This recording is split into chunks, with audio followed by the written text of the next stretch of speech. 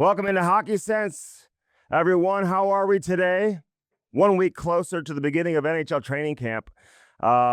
This is Hockey Sense, brought to you by First Community. You know our friends over at First Community. Find the branch nearest you and find the loan that works for you. Everybody can, everybody will, because they've got loans for everybody. From back-to-school loans to holiday shopping loans. Yeah, you can save money for your holiday shopping. You can save money for your vacations, if you want to take summer vacations. There's so many different things you could do. Also, that Little Blues program.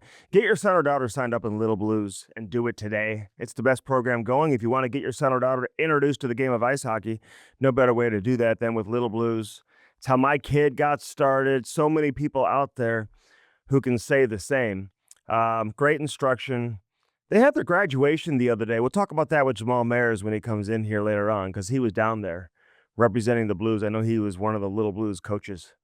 So we'll talk with Jammers. He's joining us later on in the show. Ben Bishop is going to join us, a All-Star goaltender for a long time in the NHL, also the best goaltender to ever come out of St. Louis, and a inductee of the 2025 St. Louis Amateur Hockey Hall of Fame class, which will be officially inducted tomorrow night. I'm looking forward to the event. I do every year. Scotty Rupp and company do an amazing job.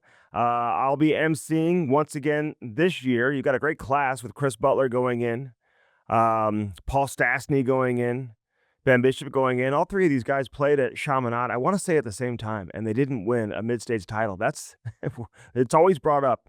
But, these guys were all young. They all left after, early in their high school careers to go play junior. So they didn't stick around till their senior season. And at that age, a year or two certainly can make a difference. But they had some great players there that came through Chaminade.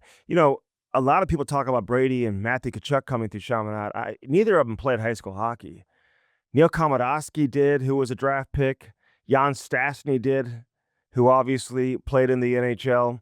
So many players have come through Chaminade. Now DeSmet appears to be the reigning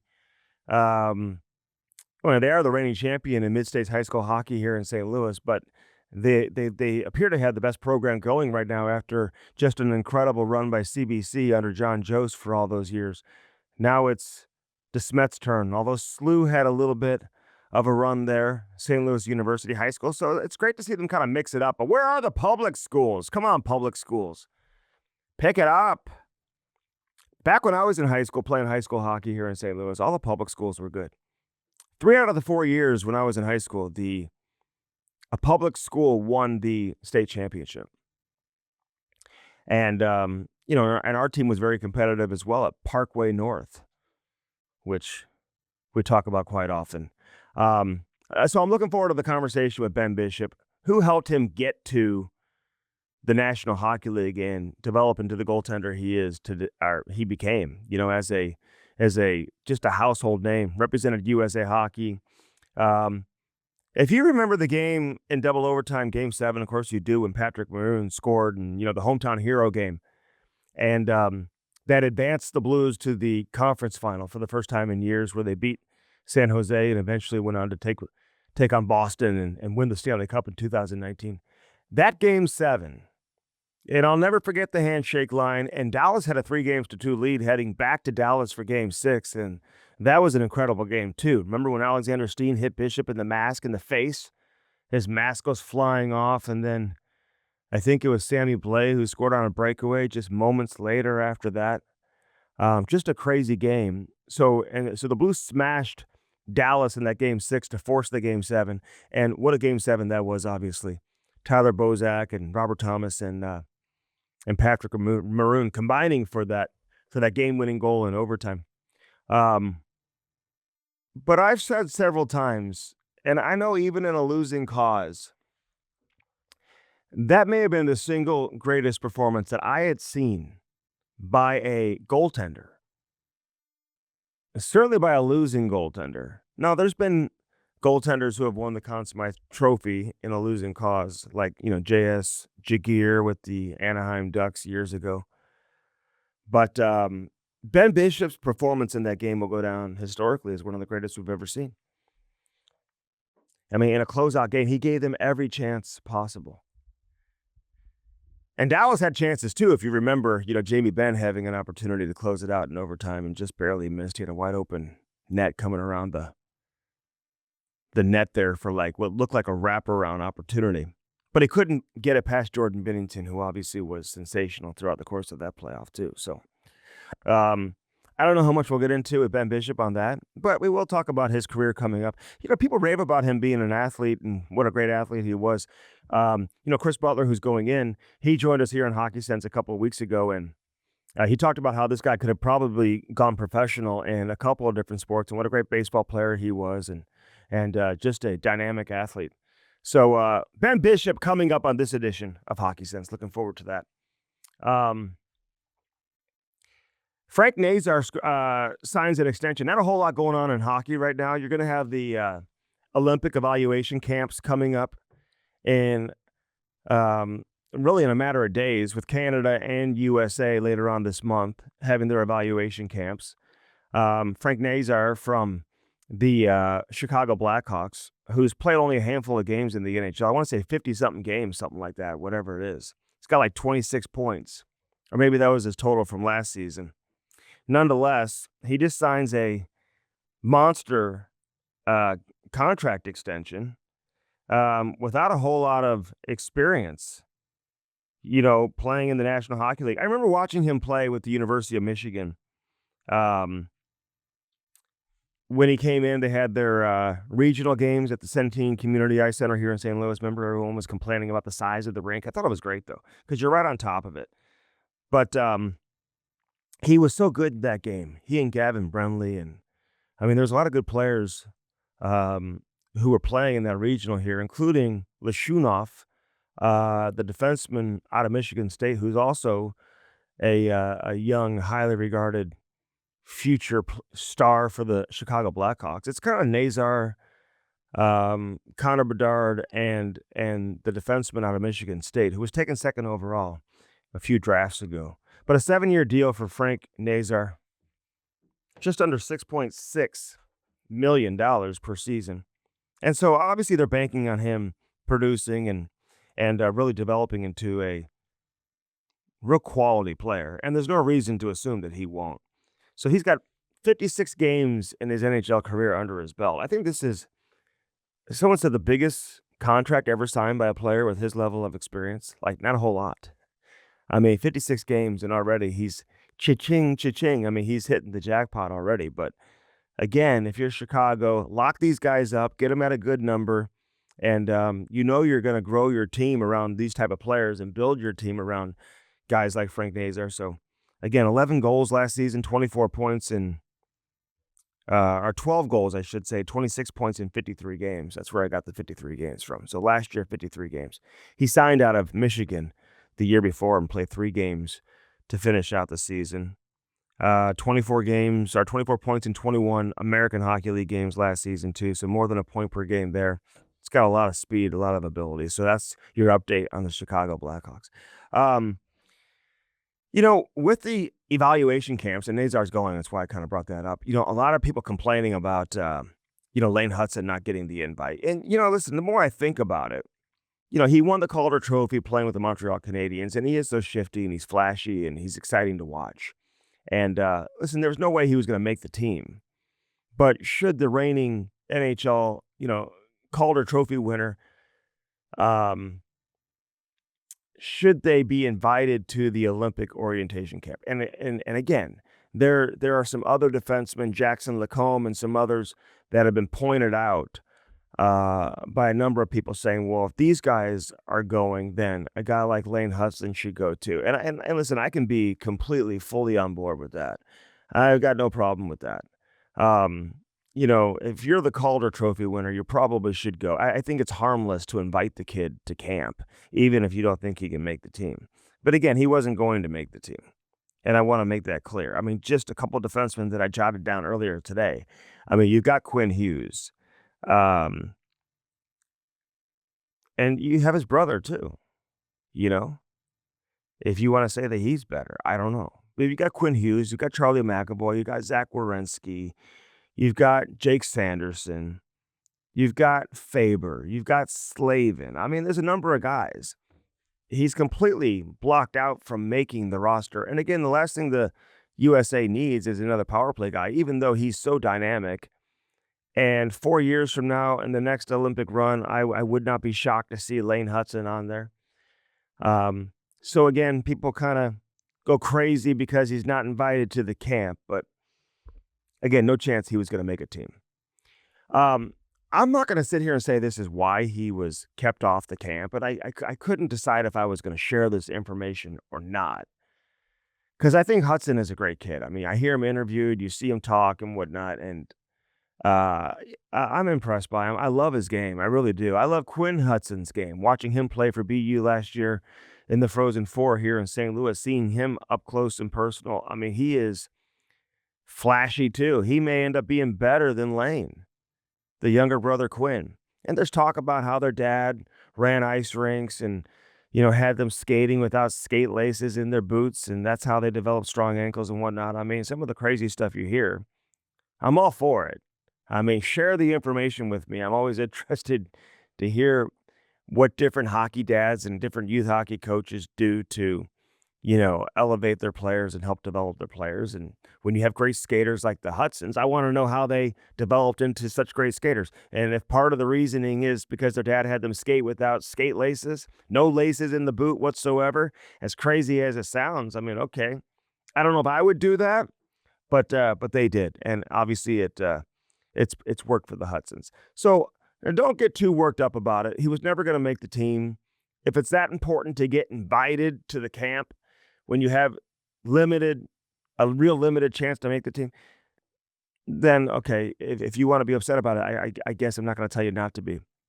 But I will say that just because you don't get invited to the camp doesn't mean you can't find your way onto the roster. And I just mentioned all these guys. But if any of these guys suffer injuries that prevent them from playing in the Olympics, who knows if Hudson gets an opportunity, especially if it's a guy like Quinn Hughes or Werenski or any of these guys who you would consider top high-end power play guys. And that's what you would really want from Hudson. If you're going to put him on the team, you're going to want him to have a role that's going to, certainly impact the team and a role that he's going to be comfortable in and that he's going to have success in. So he could come out of the gate and have an unbelievable October and November, December. And then all of a sudden, I mean, you put the pressure on Billy Guerin and the staff and you start saying, hey, this guy belongs on the roster. And it makes zero sense to leave him off. I mean, there's still a chance that he could find his way there. So again, don't get too caught up in it. It is what it is. I just had a chance to sit down and talk with Jim Montgomery. You'll hear a bunch of that in a couple of weeks coming up on Cam and Strick. A real interesting conversation. Last week we had Steve Konowalchuk on with us. We really got into the Blues prospects and into the system and kind of got an idea of his take on what he sees from these guys after coaching them for a full season and having an opportunity now to coach them again this year. Most of the guys will be there. I know people are asking me, does Dvorsky have any opportunity or a chance to really make the roster? And I would say probably not. I mean, is he good enough to play in the NHL? Can he play in the NHL? Sure. But I don't think they want to bring him up quite yet. And believe me, there is a plan for Dvorsky. And when he gets here, they want him to stick, they want him to stay, and they want him to be a core player for a long time in the NHL with the St. Louis Blues. And why wouldn't he be? There's no reason to, suggest that he won't be. So, check out that interview with Konowalchuk last week if you missed it, if you want to get his take on a number of the Blues prospects. I mean, from Leo Loof on down, Quentin Burns, we got into a number of different guys. That's why I can't wait for training camp. People talk about, there's too many preseason games in training camp and this and that. I love camp because it's really your only opportunity to see some of these guys in person throughout the course of the season, especially the guys that go back to junior. I mean, now an opportunity to see Justin Carboneau play in a preseason game. I would imagine he's going to get a game or two. See him compete in camp with the big dogs and the big boys on the ice. Get an opportunity to see how he looks. And then obviously Dvorsky's going to get even a deeper look. He'll be one of the last cuts, assuming that he comes in shape and does what he's supposed to do. They're not going to send him back right away. He'll be one of the last ones, if not the last one, to go back. And then he's going to play games this year. When they have injuries, this guy's going to get called up. He's going to play games. And I would say at this time next season, I think, is when you can probably fully expect this guy to transition into becoming a full-time NHL player. And, by that time, he'll be 21 years old. And people act like he's 25, 26 right now, just sitting in the minors waiting, being wasted. The guy's 20. 20. Let him play down there, and you don't need to force the issue. Yeah, the Blues are going to have some guys in some expiring contracts. They'll move on from some players, and you want to make sure that the role that you want him to be in is available for a guy like Dalibor Dvorsky. We'll get into a number of stuff with Jamal Mayers later on in the show, and obviously Ben Bishop coming up also. I mentioned First Community. Find the branch nearest you. I always say that because there are so many branches. No matter where you are, where you're listening, you can find a location that is just around the corner for you. I can promise you that. Home loans, lots of options there. But I still want to focus on the back to school stuff because kids are just going back to school now. Not every college kid is back at school right now. August is that month. You know that. You have a young person in your life who's going away to school. There's so much to be done. And I see it, man. All these parents who have kids going to college. I'm not there yet. My oldest, is a freshman in high school. So we're a little ways away from getting to that point. But you got to hook them up with their own checking account. They got to have their own checking account. Even when I went to college back in the 90s, late 90s, 2000s, I had my own checking account. So First Community has a college cashback checking account. It earns cash back, no minimum balance, which is huge for a college kid because they don't keep a whole lot of money in there. If the money's in there, they're going to spend it, right? No monthly fee, also big.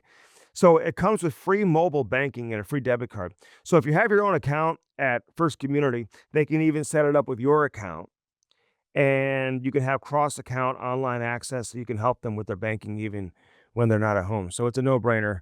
Get that done. First Community. Find the branch nearest you. We love our friends over at First Community. Blue Note Roofing, 314-920-5713. David Novak, got a chance to see him last week. This guy's got so many good things going on right now. You talk about earning your money. These guys are earning their money right now. Imagine being a roofer and how hot it's been as of late. It wasn't very hot yesterday, and it's beautiful today. So we finally have some nice weather. But, the last couple weeks before that, man, was just unbearable heat.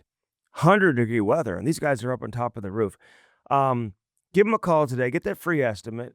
Roofing, siding, gutters, soffit, fascia, whatever it is you're looking for, they can hook you up. Again, 314-920-5713. Take advantage of it. Do it today. If your roof is 10 years old or approaching 10 years of age, guess what? The insurance company may not pay for a new roof.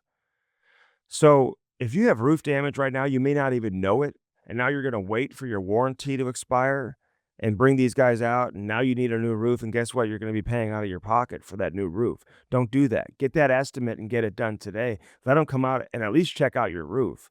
And if you need a new roof, do it before that expiration date comes. 314-920-5713. We're going to talk a lot about Cross Country Mortgage and Mark Cooper and company and everybody over there, man. These guys are too good to be true. You know how some things are just too good to be true when you talk about some of these companies? That's the case when it comes to Cross Country Mortgage. I told you last week that 1 out of every 35 mortgages in the country are closed with Cross Country Mortgage. 1 in every 35 closings. That is absolutely crazy to me. That's an astounding number. They've got dynamic pricing and products set up that set them apart. Home with a 1% down loan with a 2% gift from Cross Country. No strings attached there. We had some of our listeners reach out to Mark last week, and I can't tell you how much I appreciate that, how much he appreciates that. If you're looking for a loan, don't look any further. This guy's been a leader in the mortgage industry for decades here in St. Louis. Truly one of the best in the country, and he can close loans in all 50 states. So if you're listening outside of Missouri, this guy can still get it done for you. He's unbelievable, and I really mean that. I wouldn't have brought him on the show if he wasn't. 314-713-4377. 713-4377. Um, he does a ton of charity work. I mean, they have these loans for first responders that covers their mortgage, 100% of the mortgage, up to $525,000 of protection if you're critically injured or killed in the line of duty. It'll cover your mortgage. So if you suffer a serious injury, or by all means, if something tragic were to happen and you were to lose your life and you're leaving a family behind, guess what? You can go to sleep. You can put your head on the pillow every night, having that peace of mind, knowing that that mortgage is going to be covered. They've got loans for doctors. If you're a doctor, we have some smart people watching the show, right? Loans for doctors up to $1 million with zero down and no PMI. So, listen, so many great things. Take advantage of it. Again, Mark Cooper, Cross Country Mortgage, 314-713-4377. All right, let's step aside. We'll come back with Ben Bishop, man. What a great player he was. Unbelievable, both in Tampa Bay and in Dallas. And I'll say this, before he left St. Louis, everyone knew this guy was going to be great. Even in a small sample size here with the Blues, this guy showed signs of greatness. People knew he was going to be great. He goes to Ottawa. They knew he was going to be great. And did he ever turn it on in Tampa? And did he ever continue to play at the highest level in Dallas? What a career for Ben Bishop, now being recognized this weekend, as a Hall of Famer in the St. Louis Amateur Hockey Hall of Fame, going in with a great class as well. I want to recognize everybody who's going in, because it's not just Paul Stastny and Chris Butler and Ben Bishop who are going in. I mean, you got a number of great Hall of Famers this year. So, uh, Tim Dimeke, Lindsay Middlebrook. I've known Lindsay for a long time, played at St. Louis University, longtime coach here in St. Louis. Really, really good guy. He was a goaltender at SLU back in the day when they had a D1 program. Craig Haggs, longtime coach of the St. Louis Junior Blues. He's coached out of St. Louis as well. Had a great coaching career. Certainly well-known name here in the hockey world. Dave Sikovich, people know who he is. He was a referee as well, was involved with the Webster Groves ice hockey organization. So again, all these guys, congratulations. Big shout out to all of them who are going into the St. Louis Amateur Hockey Hall of Fame. In addition to Ben Bishop, Paul Stastny, and Chris Butler. St. Charles Convention Center. You can still get tickets, and just go to their website. You can always call 314-583-3403, 314-583-3403 to get tickets. www.stlαμhhof.com. So it's STLAM, Amateur Hockey Hall of Fame.com. Google it, you'll find it. Ben Bishop next here on Hockey Sense, brought to you by First Community. Don't go anywhere. We only bring Hall of Famers here on Hockey Sense, brought to you by First Community. Ben Bishop, anybody ever call you Benjamin? Like, that's got to be your real name, right? That's my real name. How you doing, man? 3 names. Yeah. 3 names. Benny in hockey, Ben at school, and Benjamin at home. Yeah.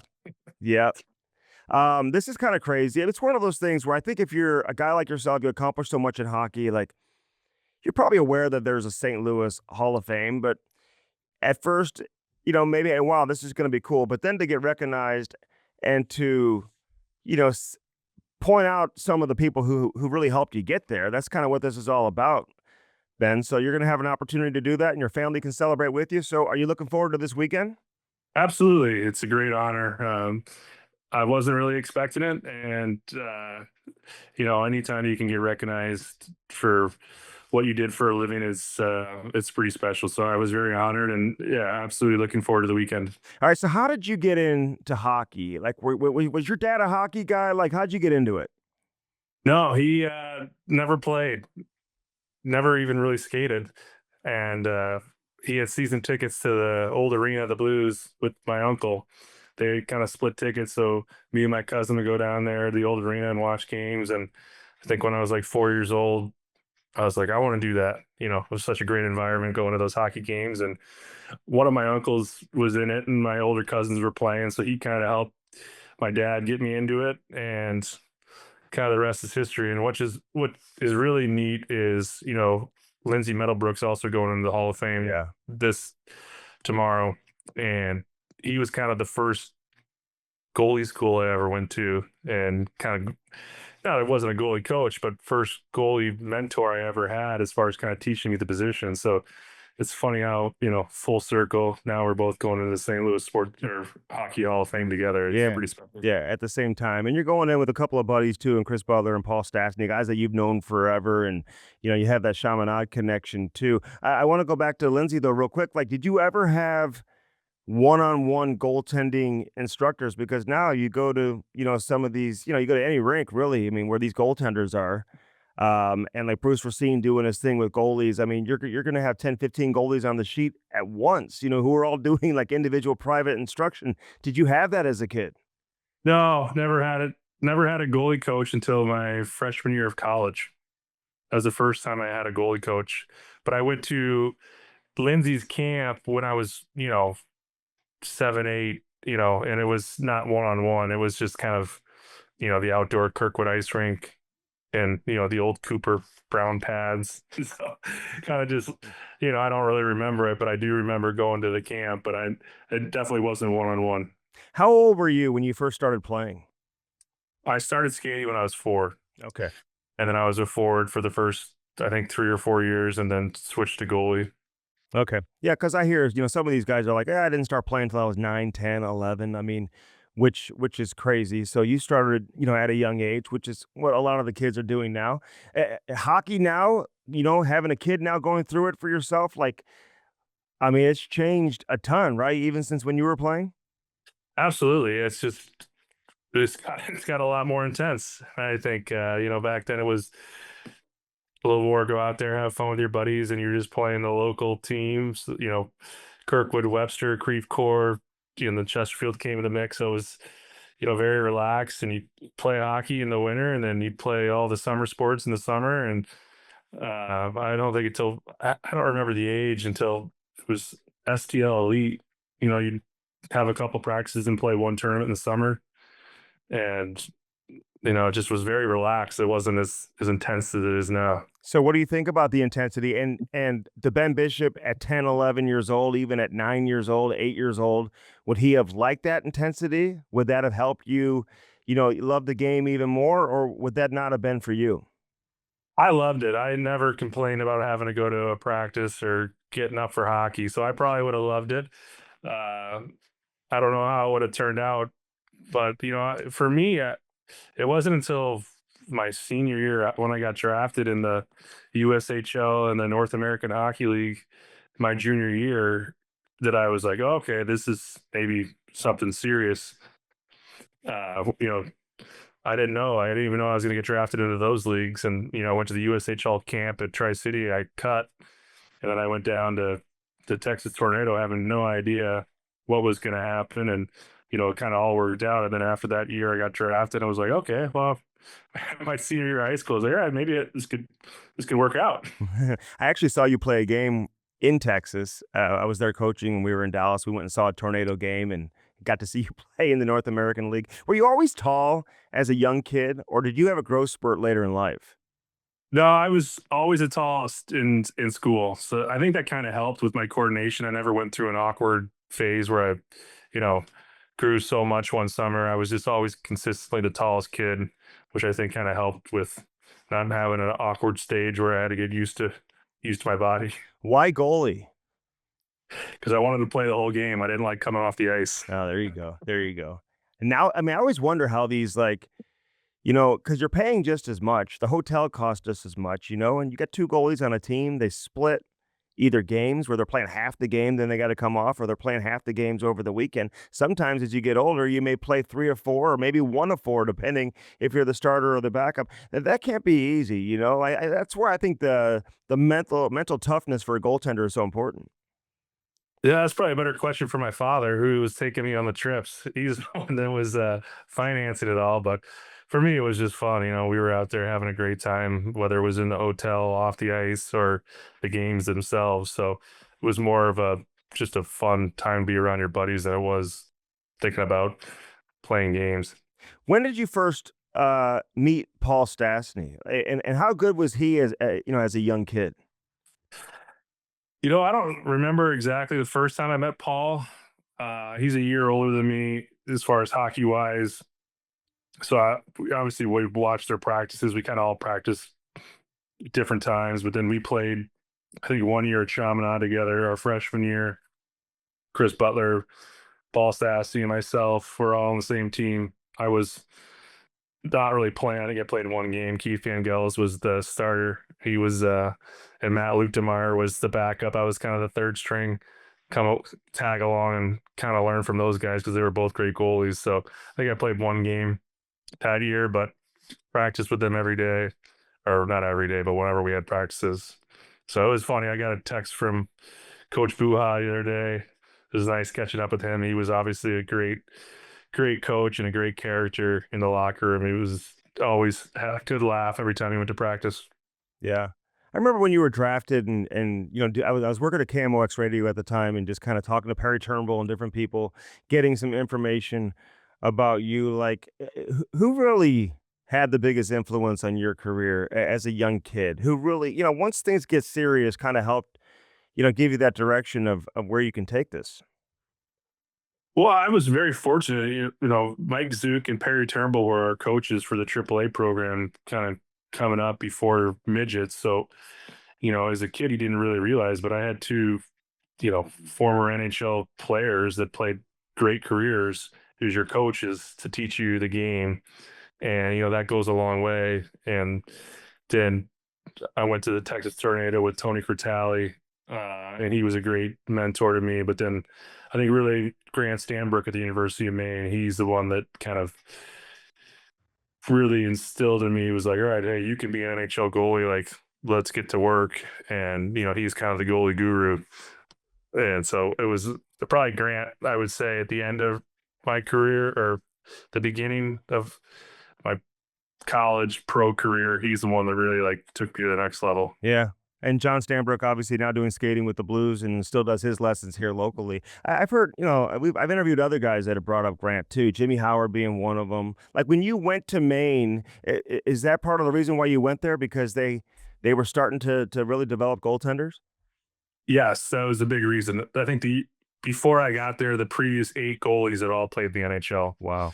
So it's kind of like when they offered a scholarship. I guess they're contracts now, but a scholarship. It was kind of a no brainer, right? The previous 8 goalies that played in the NHL. I think it was Gar Snow, Mike Dunham, Mike Morrison, Alfie Mishu, Jimmy Howard, uh, you know, and then after me, then Jimmy played, then I played, then Scott Darling played. So I think we had 9 in a row where everybody that played with Maine as a goaltender played in the NHL, and Grant was with all those guys. Wow, that's crazy. When you came to St. Louis, like, what's it like playing in your hometown? Because interesting, because you're going into this Hall of Fame now with Paul and Chris Butler. All three of you guys played for St. Louis at various stages of your career. Yeah, how much pressure is that? Like playing in your hometown, did you feel more relief playing elsewhere? Like once you got out of St. Louis, or would you have liked it to last a little bit longer here? Well, it was a lot of pressure. I was 21 years old and I didn't know any different. And I think the best example is I played the games in St. Louis, and it's one of those things. I didn't play many games, but I have a good game and I have 150 texts from all my buddies, and then it's like not have a great game and you'd have like 0 texts from anybody. So as I felt the pressure of, I was young, all my friends and family and cousins, everybody would come to every game I played. So it was a lot more pressure. Then I remember I got traded to Ottawa and I played a game in Ottawa and I met with Brian Murray, and he was saying, "Oh, it's a lot of pressure up here, this and that." I'm like, "This is a lot easier than playing, playing in Canada. It was a lot easier than a home game in St. Louis, just because I knew all of my friends and family were coming to every game." And when you're trying to get into the league, if I came later, my career wouldn't have been a big deal. But when you're 21 and all your buddies are all jacked up to go to the game and cousins and family, it definitely added a lot more pressure And the Blues, that I didn't realize that at the time. yeah, and they were kind of forced to move you. They probably didn't want to move you, but at the same time, I think from a contract standpoint, you had some rights there coming at the end of the year where you would have been able to leave, and they had to get something for you.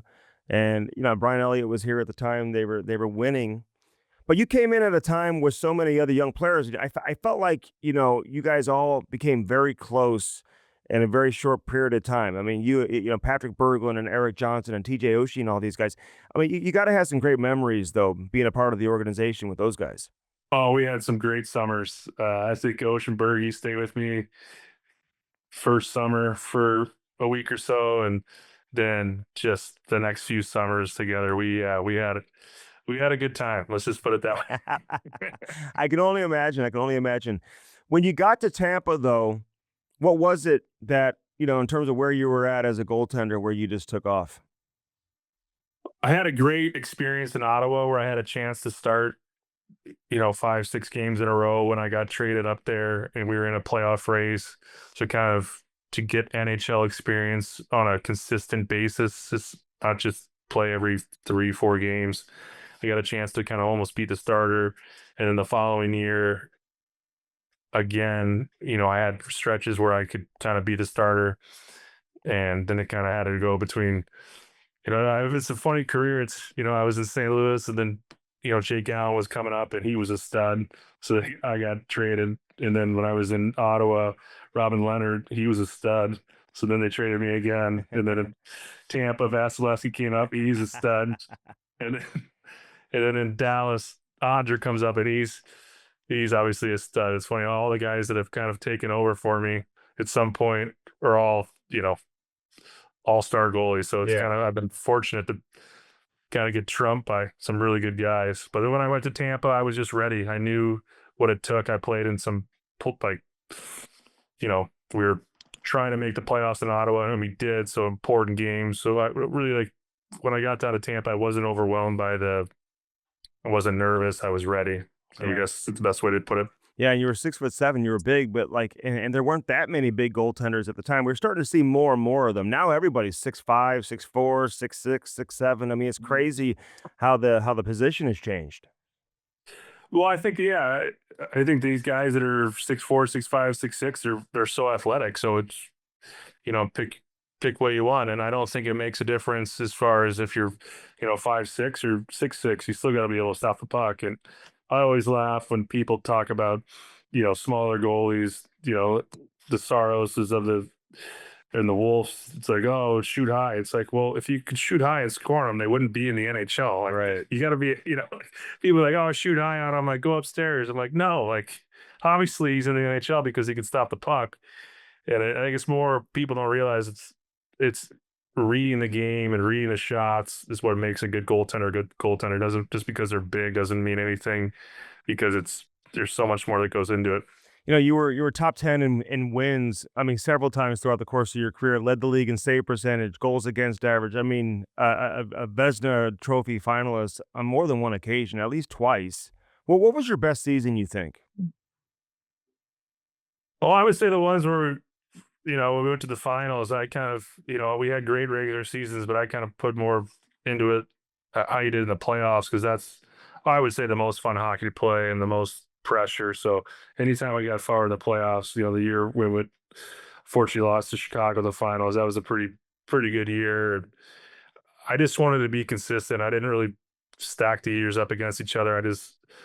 I always said, you got to get 30 wins. That was kind of my goal every year. If you get 30 wins, it kind of, if you look at the starting goal, if you get 30 wins, you normally make the playoffs. And that was always the goal, make the playoffs. It was never the individual stats.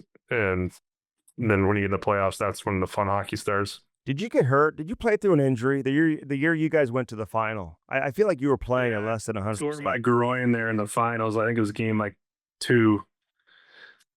And then played game 3, didn't play game 4. But it was a good final. I mean, Crawford played amazing. I think we lost most of the games 2-1, 2-0. We just couldn't really score. And Tyler Johnson broke his hand in game 1. And that's when it was Palat, Kucherov, and Johnson. They were dominating the playoffs, just dominating. And then Tyler Johnson broke his hand in game 1 and he played through it.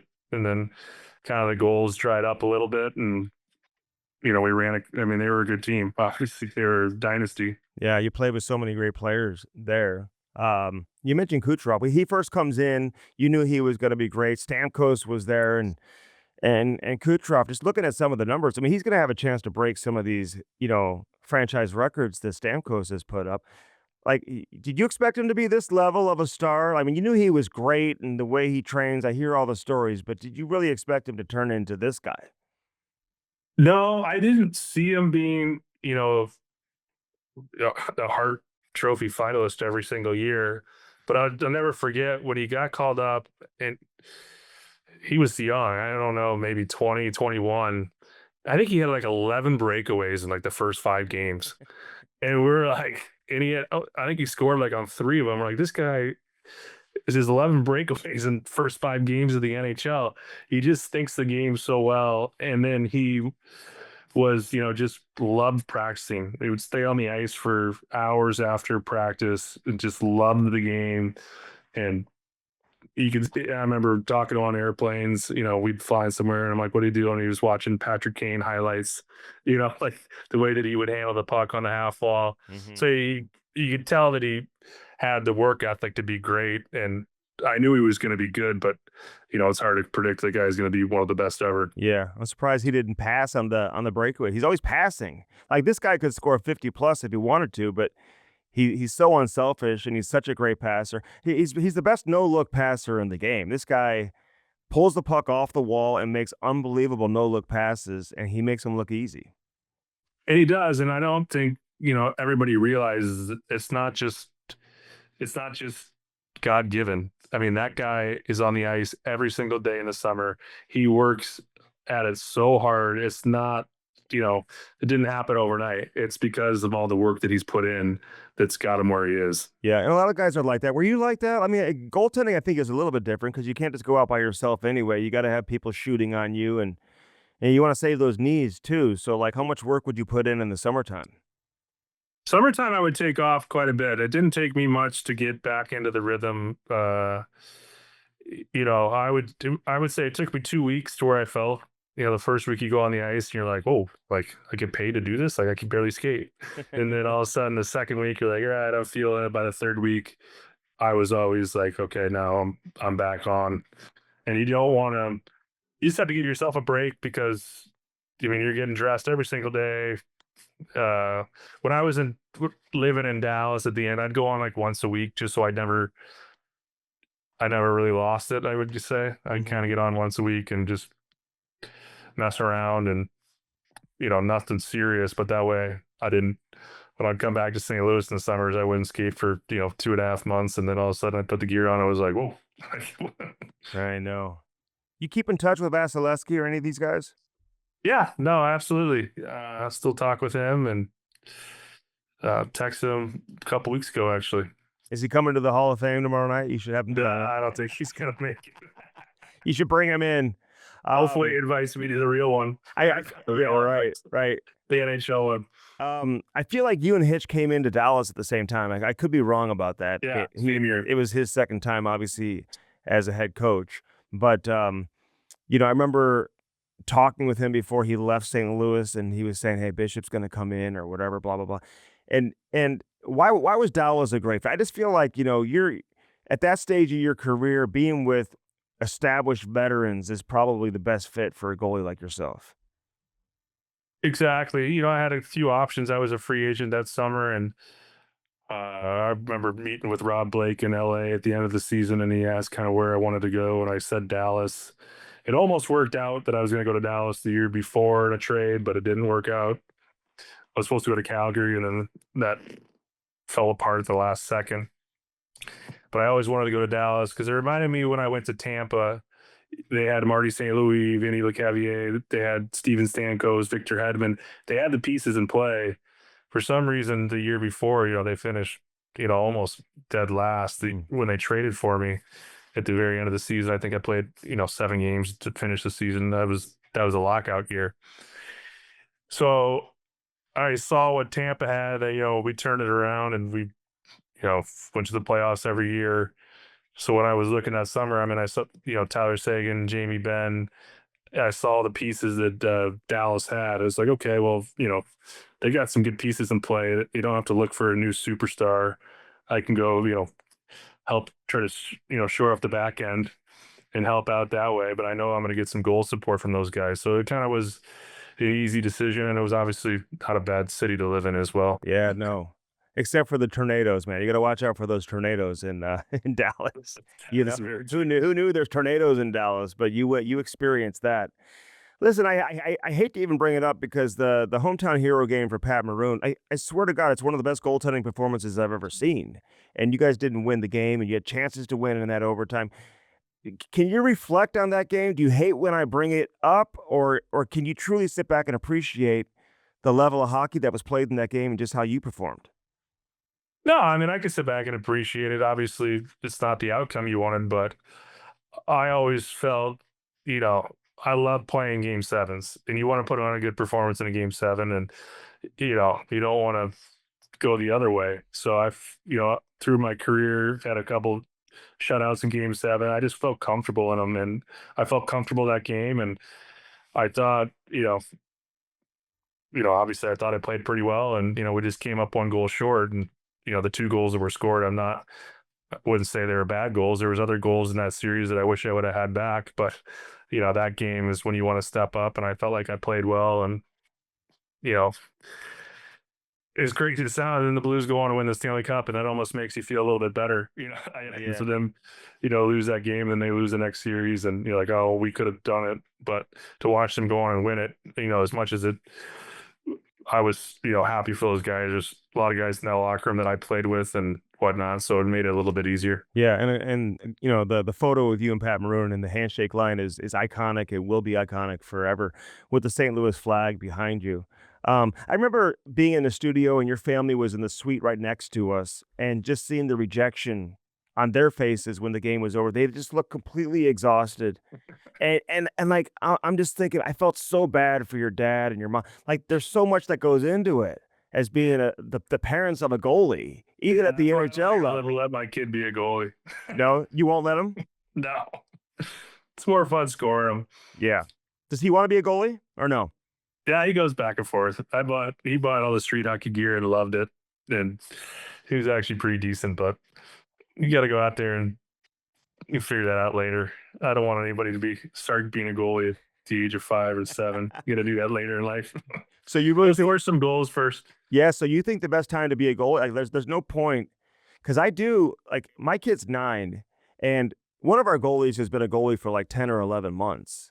Another goalie's been a goalie for like 4 years. We have other goalies around town with other teams who have been goalies for like 4 years, and they are better than the other goalies. And I always say, well, they're better than the other goalies because you've been doing it for 4 years versus the kids who have been doing it for 6 months or 10 months or whatever. But goalie's the one position I find to change the most, Bish.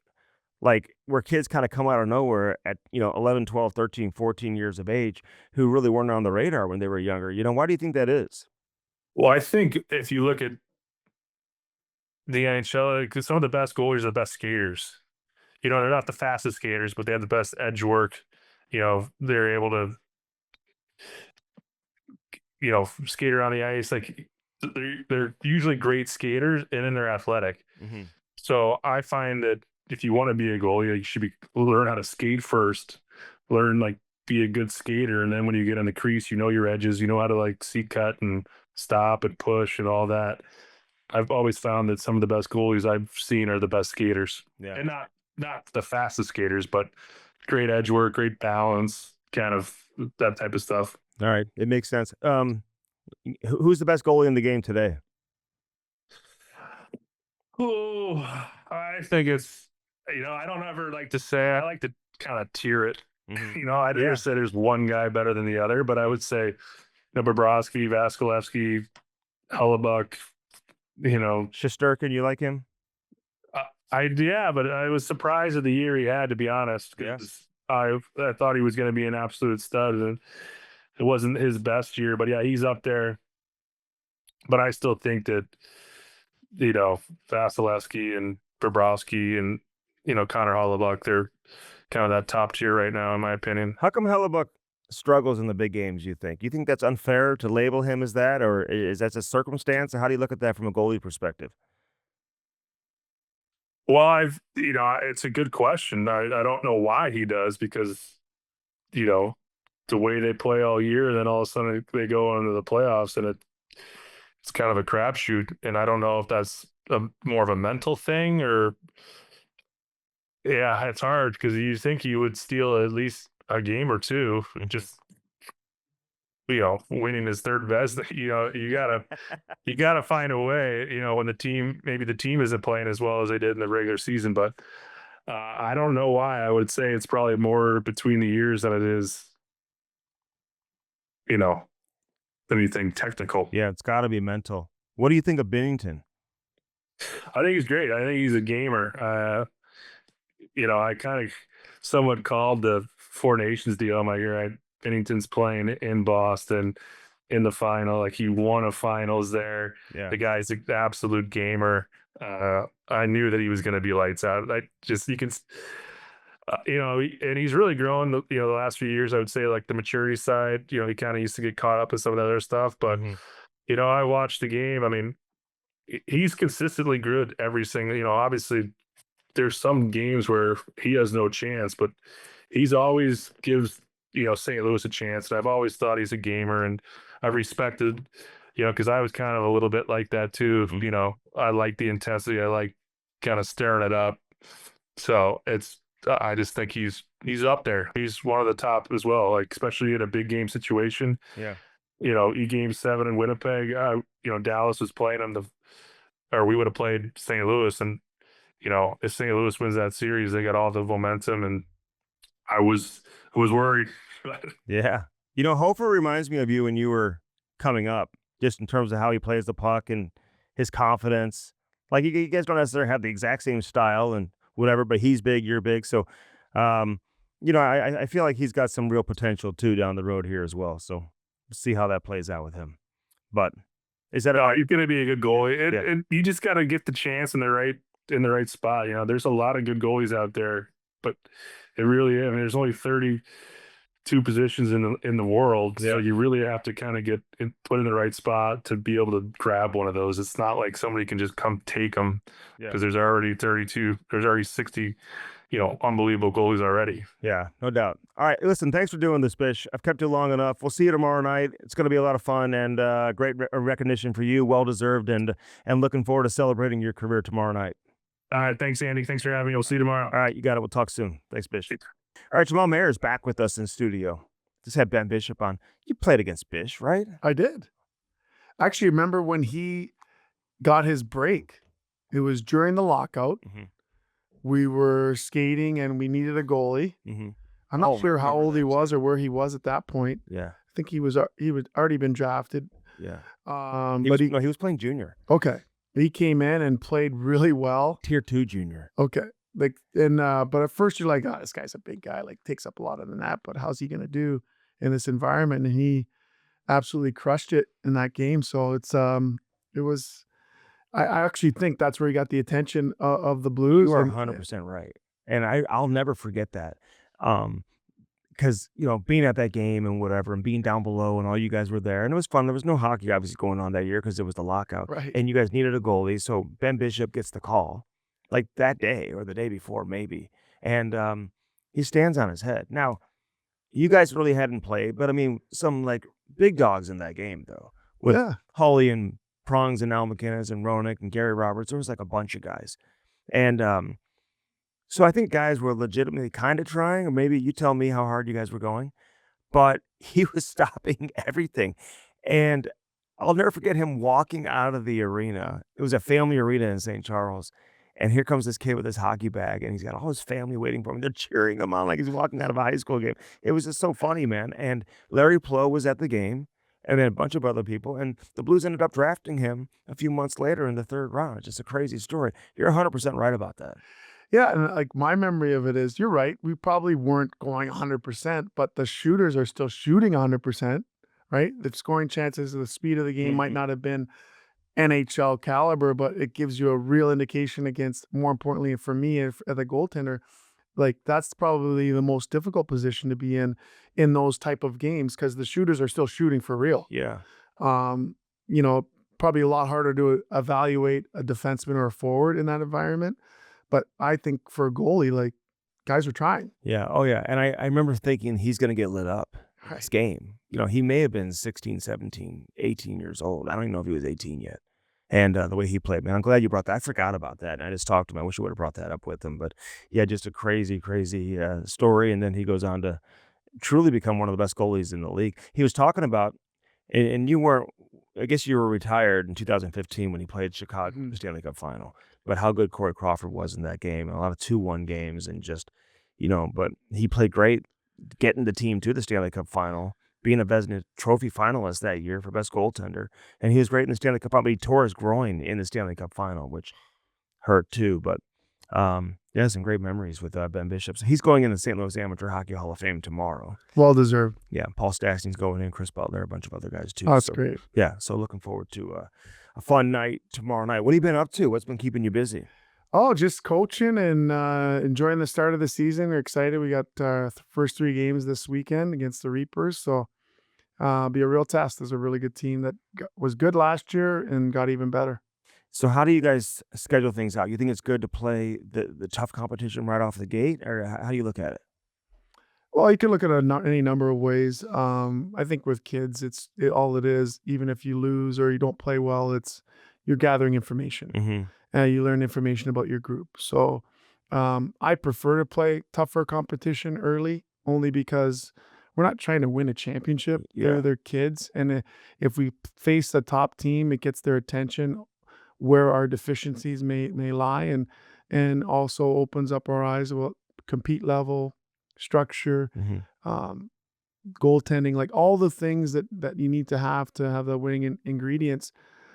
For me, it's just whether we play well or we don't, or we can, most importantly, compete hard. But I'm really interested to see where we stack up. And I think, as I said, it's gathering information on where we go from here. I talk to coaches all the time. We just had Nathan Gerby on, who coaches with Little Caesars. Had him on. We haven't released the interview yet on Cam and Strick, but of course, played in the NHL for a long time as well. But practice planning is so important for coaching. Like, what do you try to accomplish as a coach? Youth hockey coaches who are listening, who are putting together practice plans. So, what do you want to accomplish in a relatively short period of time? You got an hour and 20 minutes. A lot of times you're sharing ice, so you basically have from the red line in. What can you accomplish? What do you want to accomplish during practice? Great question. I think that a lot of things come into play. I think that every practice should have a few foundational elements. I always like to get their attention with a game type of situation, some type of game that gets them really engaged from the beginning. I don't want to ease them into the practice. So I think it's important. There's so many creative things you can do nowadays, borrowing lessons from soccer, whether you're playing a rondo with some players in a confined space where it's like a passing and puck protection drill. You don't even need the goalies, which is good. The goalies can go down the other end and do those types of things. I think that gets kids engaged mentally and focused, physically, just do things quickly. And then I think it's important to do some competitive elements, some elements where they have to go up and down the ice and regroup and pass the puck and have some, routes that they're going to run that mimic game situation. And I think that you always want to finish with games. Kids, regardless of how hard you work them, if you have an idea at the beginning of the year to work on skating, because I don't think skating them should be perceived as a punishment. It's part of the beginning of a season and getting in shape. And I think if you pack it in, you kind of hide it in some drills, which Billy Guerin would call mustache drills, or you even hide don't even hide it, just put it in plain sight for 5 minutes in the middle of practice. Kids won't notice if at the end of practice you play a game. Yeah. 8, 9, 10, 11, 12, 13-year-olds, they're not going to remember that they got skated in the middle of practice. You put it at the end, it gets perceived as a punishment. So that would be my suggestion, is to always finish with a game and keep it fun and make sure there's a competitive element where they're understanding that compete level on the puck. It's not about the physicality. To me, it's about the puck, particularly for smaller players, that they can win battles if they're hard on the puck. What's the number one skill level a defenseman has to have? And I know skating is obviously huge, but passing is obviously important. I remember, I think it was Basil McCray used to always say, if you can't pass, you can't play, So, like, you got to be able to pass the puck as well. But for a defenseman, young defenseman, if they're trying to master certain skills, I mean, what's most important? Priority number 1 or 2? Well, priority number 1 is obviously their skating ability, their ability to transition, give misinformation with their feet, What a lot of things that I'm seeing with a lot of young defensemen that are very good is they have a tendency of overhandling the puck. And I think that's because they watch clips of McCarr and the elite defensemen. I think they should focus on defending and escaping and using their feet, their skating ability to elude forecheckers and people versus using their hands. I think a lot of times it takes away from their ability to get their head up if they're overhandling. And I think that if they handle less and use misinformation with their feet, they'll become better passers because their head will be up for longer to make those passes. So those things kind of go together for me. Head up. Yeah. You got to play with your head up. Yeah, if you don't play with your head up, I mean, I don't know how you can play it, right? And that has become like a skill. You got to be able to have your head up. And I think that's the toughest thing, I think, for a lot of young players is to play with their head up. It's a great point. I think that I've implemented in my morning skates. I do it 3 times a week. It's a ton of fun. I love working with kids on their skills. And I bring out an easel, like a camera thing, and I have my iPad on there. And there literally is a combination of numbers from 1 to 10 randomly. And I can change it to arrows. I can change it to colors and numbers. Do drills where the defensemen have to do a shoulder check and not just look, because that's what everyone always tells them, take a look. And they don't have to. What I try to teach them is that your brain can take a snapshot of what's there. And we do this fun little exercises where I have them face down and watch Cappy doing his thing. And I'll do a quick look and I'll tell them exactly where the players are in that moment. And I said, they're probably at the blue line by now. And I just took a snapshot. Because a lot of times kids think they have to stare at the iPad to look that it says number 8. You don't have to stare at it. Just take a quick peek. Right. This is and your brain will, scan over time, scan and take that information. And I think growing up and playing even the NHL, I thought guys like Prongs and Dougie Waite and Al McInnes and Pierre Turgeon, they just naturally had vision and awareness. I've learned now that you can learn it. You can work on that skill and give them the ability to use their peripheral vision and get comfortable of feeling the puck come off their stick versus seeing it. Yeah. And I think that over time, you can work on that skill, and it's been fun to watch kids get better in that regard. Yeah, no doubt about that. All right, little NHL news. Frank Nazar, 56 career games, signs a 7-year extension. I think from a Chicago standpoint, if you look at him as a foundational player and you're going to go with this guy, do you have a problem with him locking him up at 56 career games? I think he's got 26 career points, something like that. He gets just under 6.6, somewhere around there per year for the next seven years. It's a great deal if you can sign up and get it, but your thoughts on Chicago handing out that type of money to him? They clearly believe in the player. For me, I think it's a little premature. I think I'd like to see a bigger sample size. I like the bridge deal. I like what it says and the message it sends to a young player. If he pans out, it's going to be a very good contract if they becomes what they think. I understand why he would sign it. 7 years times 5, that's life-changing. That's generational money. If he ends up becoming the player they hope, he's leaving money on the table. So there's a little bit of risk on his end. I think it's more of a risk for the team with such a small sample size. When you're not a good team and you have guys playing where does he slot in? Does he really become a top 6 guy? I don't know the answer to that question as they become better. Yeah. He should be, but that's a lot of money and he has to be. So I don't like the term for a young player who's played less than 100 games. I understand. I like the bridge deals. I think it gives the player an opportunity to make even more, and it gives them an opportunity to, I would say, if I were the GM, I'd say, go prove it, and then I'm gonna have to overpay. What's the rush? I just think when you're a team like Chicago and you're in a rebuild, which means now you got the defenseman who you took 2nd overall, and you're gonna have some other young high draft picks that are coming in. Everyone's gonna want this, long-term extension coming out of the rookie deal. You know what I mean? So it's like you set that precedent. It's gonna be harder to negotiate away from that. But. It's a great point. I honestly, I don't know what is it, Lubashev or Lashunov. Yeah, I mean, he was at Michigan State, I believe, and I saw him play here. And I honestly, I don't. Just for me, if you look at the other kids that were taken after him, he has a very limited offensive upside. He didn't play great in the regional games here. Nazar was great for Michigan. Yeah, he was. You know, I don't see it. I Yeah. don't see him having the offensive upside for number 2 great overall pick. skater, right? Great skater, but you have to be able to, if you're getting picked number 2 overall, to me, you're Victor you Hedman. can't just be a defender. Yeah. You have to be an offensive number 1 power play guy, number 1 penalty killer, minute muncher. You have to be all of those things. Franchise player. Yes. Victor Hedman was taken 2nd overall, right? So Not the same player. no, I'm just saying that's what you're looking.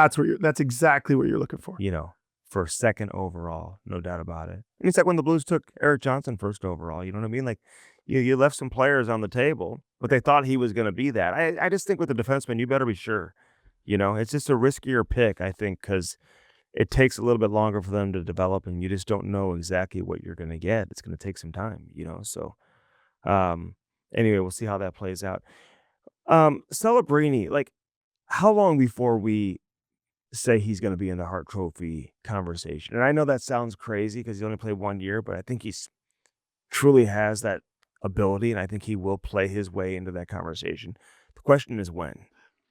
I think it might be premature to suggest he's going to be a Hart Trophy winner. I will say this. I think he's going to be a Selke Trophy winner before he's a Hart Trophy winner. This is a guy who led the league, I believe, or in the top 3 by the end of the season in puck battles won. Tremendous stick awareness defensively. He's never going to be, in my opinion, and this is a compliment to him, not because he doesn't have the offensive ability. I don't think he'll be a 100-point guy. Mm-hmm.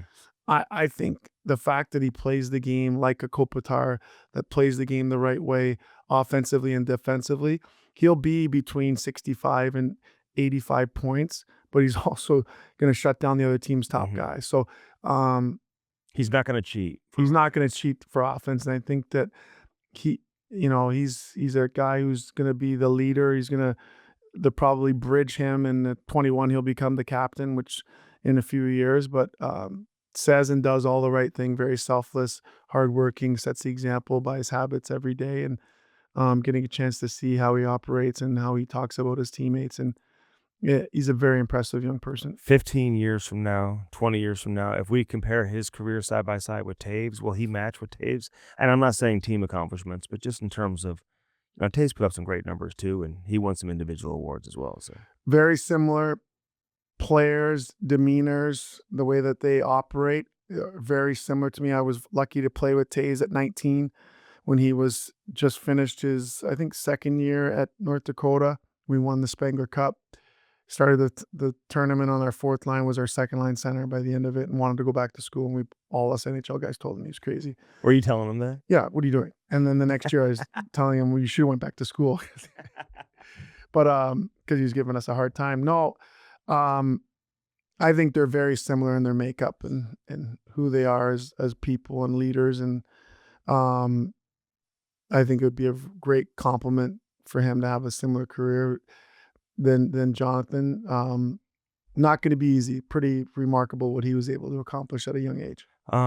Lane Hudson not getting invited to Team USA's Olympic orientation camp. And let me just say this, because we just had Jake Gensel on Camster podcast, and he was saying he doesn't even know what they're doing there. It's more for media. Media come in, interview a lot of the big dogs and the guys who are probably going to make the team, even though there are a number of players that are going to be there that won't make the team. But I don't know how hard they're going to go. I mean, it's late August and stuff like that. So it's not a tryout camp. But Lane Hudson, reigning Calder Trophy winner, we all know how dynamic and how flashy he is and what a great skater he is and his edge work and all that. But he doesn't get invited. And it's gotten a lot of attention from a number of people. He wasn't going to make the roster, but your thoughts on him not going to the camp? Obviously, very surprising. I think that, for me, I think, you've got, I don't know, how many players did they invite? 40-something, whatever it is. Okay, I think you probably have about 8 of those players that they know are not going to make the team. Yeah.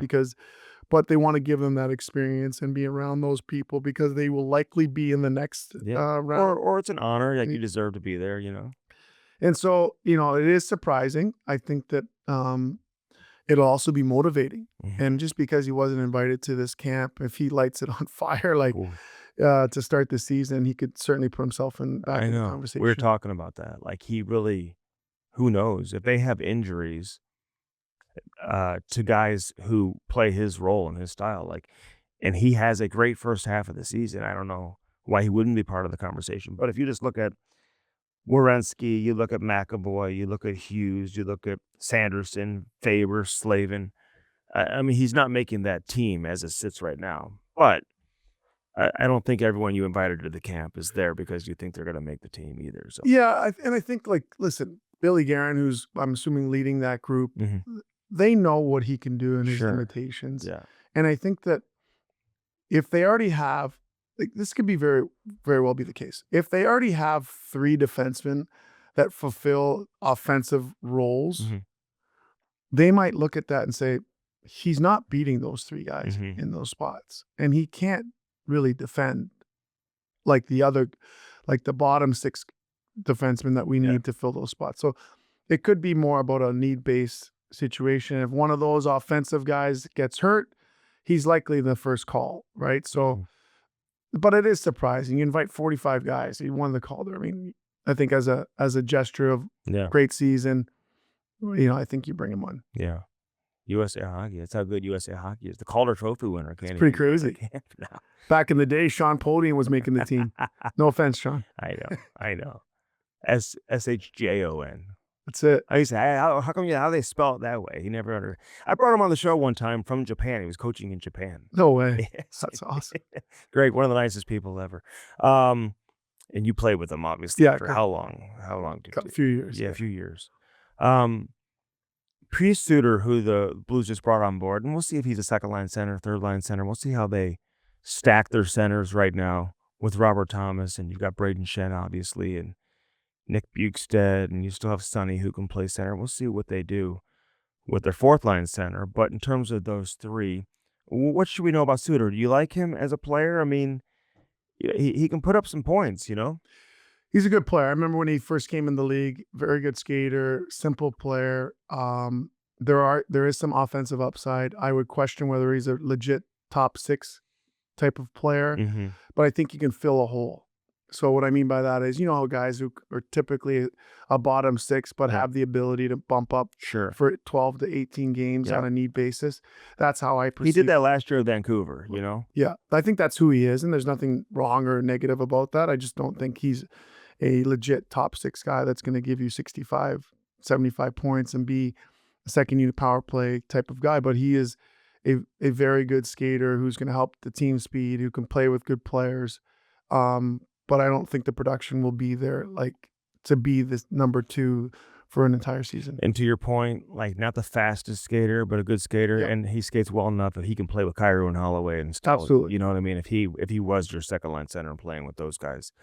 Dalibor Dvorsky, it's interesting because Nazar, he signs the extension. He's a young player, and here's a guy in Dvorsky who I think the Blues are bringing him along slowly, right? He scores 20-plus goals last year as a teenager in the American League. Not many guys do that. So he's doing what he needs to do. We had Steve Konowalchuk on the show last week, who's the American League coach. I just raved about coaching him for a year and what he brings to the table. But do you have a problem with teams who kind of take their time and bring these young, highly touted prospects along slowly? Well, I think I respect the decision because what I'm assuming they don't want to do is affect his confidence. Mhm. And so for a guy who shoots the puck as well as he does, he's going to be an offensive player. If you don't have the space to put him in that role now, Mhm. then you can't bring him here to not play that role. You don't want a younger player coming in and being on the third line, getting very limited minutes on the power play when he perceives himself as a power play guy. Mhm. Those days are gone. So I think it's better that he just lights it up. I think when he comes in here, do not be surprised if he goes right to the second line, goes right to playing with really good players, and is given the opportunity to be on the power play and get those opportunities because that's where they see him playing. Mhm. I think I agree with that strategy. If you don't have a spot for him today and you think there's deficiencies in his game away from the puck, let him continue to mature. As you mentioned, teenager last year in the American League. Rather have him over marinade, overcook, and bring him up feeling offensive, feeling confident, and ready to contribute offensively. You think Robert Thomas finds his way onto Canada's team? I think I do. I think too. the work that he put in this summer, I think it's something that's on his radar. I think there's a chip on his shoulder that he wasn't a part of the Four Nations. I think that he's lucky in the sense that he's got the decision maker watching him on a nightly basis. Not only watching him on a nightly basis, seeing the work that he put in extra every day that I think he's going to put in. And I don't be surprised if he's on the ice extra. If he's, I know that he was training like crazy this summer for that reason. And I think that it's a great carrot to have for him personally. And he had a great season last year. And I think that I think you're going to see him have a chip on his shoulder, and excited for the byproduct of that is the Blues get a fantastic player, even better than he was in the previous year. I think he's going to have a great year. He was so good last year after the Four Nations. There was a 25-game stretch. I don't know if it was from the Four Nations on to the rest of the year, or there was a 25-game where he led the league in scoring. I mean, you do that over 25 games. That's a nice sample size. That's a nice sample size, and that's not a fluke either. No. He's that good. The division, last year it was Winnipeg, right? They won the division, pretty much bringing the same team back, adding Jonathan Toews. We'll see what that looks like. Are they still the best team in the division? Do you see Dallas still competing at a high level? Colorado, St. Louis, how do you see the top three? Yeah, it's going to be interesting. I think the easy thing to say would be that Winnipeg would be there again. I think they're going to struggle a little bit. I don't think that, I love Taser. I just didn't think that Nemesnikov is not number two. I think it's too much to ask to have Taser come in and be the number two. I think he'll be a natural number three. I think they still have a hole there. Lost Ehlers. And, that's another hole as well. So I like their D. Obviously, their goaltender doesn't, hardest working goaltender in the league. He'll tell you. 3-time Vezina winner. Yeah, he'll tell you. But I mean, it's just, to me, you have to show up in the big games. The big games. And Yeah. so I'm interested to see what Colorado is. I think it's natural to think that Dallas is going to be right where they were and where they will be. Coach too. That'll be interesting. But for me, the two teams that are really interesting to me in the division are the Avs and the Blues. How can they disrupt and kind of make some noise in the division? Yeah. Dallas wanted to get heavier, and they bring in Foxa, who's a good player here. Like he's comfortable there. Like, well, we'll see. I mean, they're going to be good. I mean, the Central's going to be loaded once again. Before I let you go, Milan Lucic coming to St. Louis. He hasn't played in 2 years. I don't think he's put up more than 30 points since 2017. What are your realistic expectations for him to come in and potentially make this team? Well, he's never been a great skater, but I think that he's smart enough, older guy at 37 now, to lose some weight. Still, I would argue, one of the toughest guys in the league today. I think that he can bring an element on that fourth line. The key for him will be to see if he can play with pace, see if he can keep up and play as fast as Monty wants their group to play. And I think if he comes in and is effective, which in today's game, if you're physical and you disrupt and he gets to the net, he can still bang in some. Doesn't have to play every that way. game either. So I think that he's obviously gone through some stuff. Hopefully, I'm assuming he wouldn't get this opportunity without having done the work outside to prove to the NHL that he's deserving of this opportunity. And I think that whether this works out or not, I think it's good for him, and it could be good for the Blues if he ends up coming in and earning a spot. I don't know what the percentage is. I feel like most guys who come in on a PTO end up making the team. Not all of them. Like a veteran guy, I mean, there's been a couple that who have come through here on a PTO that didn't make the team. But there's seats at a table, right? So the reality is, if you don't have a contract by August, you're coming in on a PTO. So I'm curious how you view that, though. Like, do you think they're giving him a chance just to give him a second chance because there's a prior relationship with Monty and Lucic in Boston? Or do you feel like in order for Doug Armstrong to do this, he wants to see the player and he thinks maybe this player could potentially find his way onto the team? Yeah, I think any one of those things can happen. But also what Lucic is likely thinking is that there's also he's probably hopeful he gets 3 or 4 games in preseason and he performs well enough that even if it isn't with the Blues, that there's another team that wants to sign him. Showcasing himself for everybody. Yeah. Yeah, not just for the Blues. All right. Jammer, great to have you back in the studio as always. Dobbs Tires and Auto Centers. Tell us about them. Well, you know what? I'm not going to read the script. The reality is they're there every time. I just had a slow leak in my tire. I'm like, what is going on?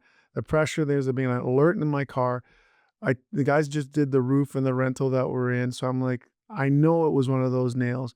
Took it up there. I didn't have an appointment, nothing. They got it up. I went and had a quick breakfast down the road there in Olivet. Came back. There's like, yeah, there was a nail. Charged me whatever it was, $50 or whatever it was. But the point was, got me in, up, wheel off, patched the tire, back on, and I was back on the road safely in no time. That's what they are. They're good people that take care of your car. Doesn't matter what you drive.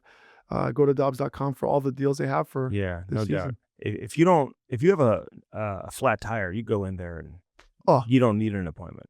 Unbelievable. Yeah. And then Bartolino's, man. I mean, there's only one way to eat this weekend. You know what? I was there just about a week and a half ago to their new one, Bartolino's Twin Oaks. But they've got 5 restaurants: Bartolino's Salt, Bartolino's Osteria, Chris's Pancake and Dining, Chris's at the Docket, and Bartolino's Twin Oaks. They forge many lasting relationships with their customers. Their family model: cook good food, serve plenty. 50+ years in business. Only 2 places to dine: at home or one of Bartolino's family restaurants. I have a deal for you. Every month, let's go up there to the new location, Twin Oaks, and I'll buy you dinner. Oh. Once a month. I'm done. It'll be on me. Deal. We'll talk hockey. We're in. We'll plan. We'll coordinate. I'm in. Bartolino's, baby. You heard free dinner. See you next month. Free dinner. I'll be there in a heartbeat. Good to see you, Jammer. You too, bud. All right, so it's great to talk to Ben Bishop today. Again, big shout out to him. Big night tomorrow night, St. Louis Amateur Hockey Hall of Fame with Paul Stastny and Chris Butler and Lindsay Middlebrook and obviously Ben Bishop and a bunch of other guys who are going in as well. It's going to be a great class. Scotty Rupp and company do a great job with the St. Louis Amateur Hockey Hall of Fame, so looking forward to that. As always, all our great sponsors, Cross Country Mortgage. Again, call Mark Cooper today, 314-713-4377. Yeah, you only one place to do the mortgage. Cross Country Mortgage. 1 in every 35 closings in the country are closed with Cross Country Mortgage. Great deals for doctors, up to $1 million on your mortgage. They take care of you big time. First responders, if you're killed or injured in the line of duty, they cover your mortgage up to $525,000. I mean, it's incredible. 314-713-4377. 314-743-4377. Call Mark Cooper with Cross Country Mortgage today. Of course, our friends over here at Blue Note Roofing, 314-920-5713. Call them today. Our friends over there at First Community, find the branch that's nearest you. I guarantee you there's one that's close to you. The back-to-school auto loans, which is huge. You know, they've got the same rate on used cars as they do on new cars. Nobody else can do that.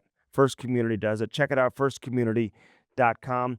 4.99 APR for 36 months. And you may hear that and hear, well, I hear different rates and whatever. Nobody does it like that. That's the best rate you're going to find for 36 months. I promise you that. Do your homework, compare the rates for yourself, and see firsthand, First Community, how they're always competitive with great rates. 90 days before your first payment at First Community. New or used. So check that out. And of course, Lordo's Diamonds. Get that special someone, something special in your life. Get into Lordo's Diamonds. They've been around for over 70 years, and there's a reason for it.